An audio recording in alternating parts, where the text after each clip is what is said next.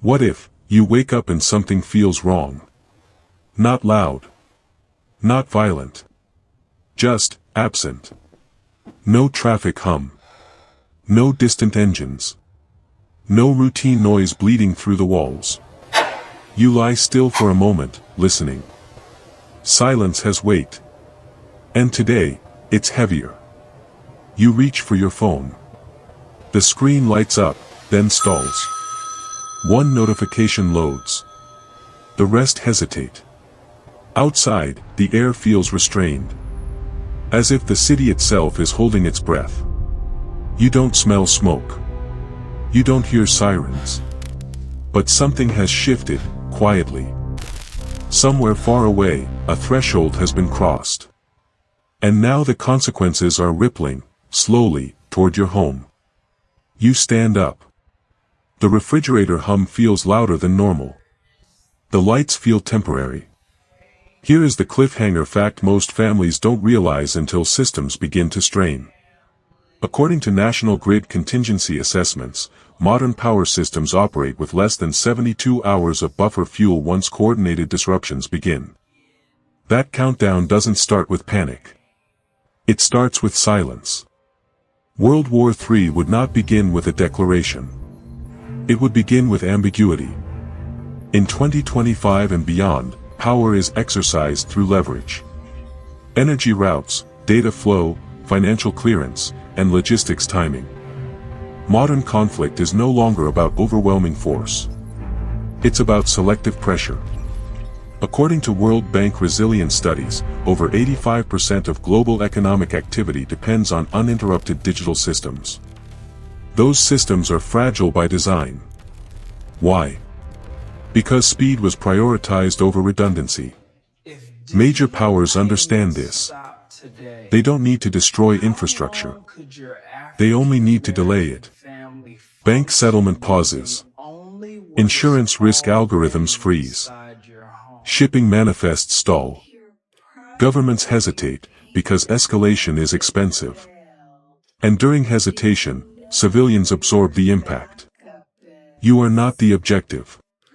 You are the terrain. Here is the survival trigger most households never consider in advance. If digital payments stop today, how long could your family function using only what is already inside your home? Most people have never tested that answer. The first hour feels deceptively normal. Authorities verify information internally. Public messaging is delayed. Your internet works, partially. Mobile networks feel slower, but usable. Behind the scenes, financial safeguards activate. According to central banking continuity frameworks, transaction throttling can begin within minutes of systemic instability. You won't see it immediately. But small frictions appear. Apps take longer to load. Cards require retries. This is the moment that separates awareness from confusion. Ask yourself now, before pressure rises. If your primary payment method failed, do you know where your backup is? Prepared households answer immediately. Others realize too late. The first day. By midday, patterns begin to change. Fuel stations are open. But lines grow longer. Not panic, anticipation. Grocery stores remain stocked.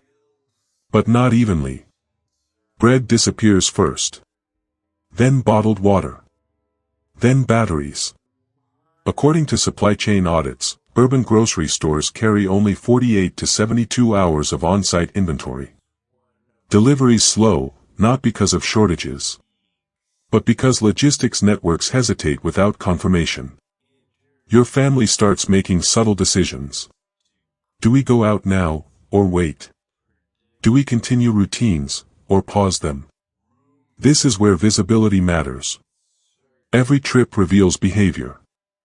Every unnecessary action broadcasts information. Here's the survival trigger that determines early safety. If you stayed home for 3 full days, what would you run out of first, food, water, or certainty? Uncertainty drains faster than supplies. Days 2 to 3. This is when emotional fatigue sets in. Not fear, Exhaustion. Schools announce delays. Offices shift to remote status. Internet access still exists, but degrades unpredictably. According to telecom resilience studies, network congestion alone can reduce civilian bandwidth by 40% during crisis surges. Rumors begin circulating. Not wild ones. Believable ones. A neighbor mentions cash withdrawal limits. Another says fuel shipments were postponed. No chaos. No sirens. Just erosion. Families who prepared quietly reduce activity. Lights dim earlier. Movement slows. And here is the trigger that defines social risk. Would your home appear resource-rich if others became desperate? Attention follows perception. Silence protects. The first week. By the end of the first week, systems still exist. But trust has thinned. Authorities issue guidance, not mandates. Cash regains importance. Not because it's perfect, but because it functions offline. According to central bank continuity planning, physical currency distribution becomes a priority within 5 to 7 days of digital disruption. Community dynamics shift. Prepared households stop explaining. Unprepared ones start asking. This is when personal security becomes psychological, not physical. And the final timeline trigger. If someone knocked on your door asking for help tonight, would answering increase or decrease your family's safety? There is no universal answer. Only context. At this stage, the divide becomes visible. The panicked civilian consumes information emotionally. Every update triggers action. Every rumor reshapes behavior. They rush. They overshare. They signal stress. The prepared sentinel does the opposite. They slow down. They observe patterns. They reduce exposure. According to emergency management studies, households that delay visible responses by 24 to 48 hours statistically avoid secondary risk escalation. Preparedness is not aggression. It is restraint.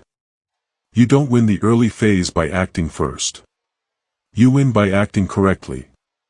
Ask yourself this honestly. Can your household remain calm while others accelerate? That discipline determines outcomes. Now, control returns. Not through fear. Through structure. Step 1, Energy discipline. Reduce non-essential lighting and electronics. Visibility attracts attention. Step 2, Cash accessibility. Keep small denominations ready. According to preparedness guidance, physical liquidity bridges short-term system pauses.